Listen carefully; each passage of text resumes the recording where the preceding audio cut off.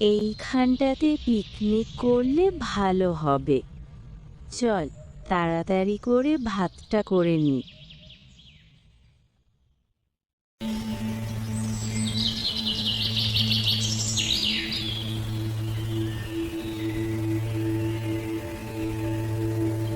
সব কমপ্লিট। কিন্তু মন্টু এখনো এলো না।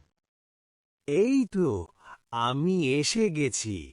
আজ এমন রান্না করব যে বনের সব পশু পাখি গন্ধ শুকে চলে আসবে।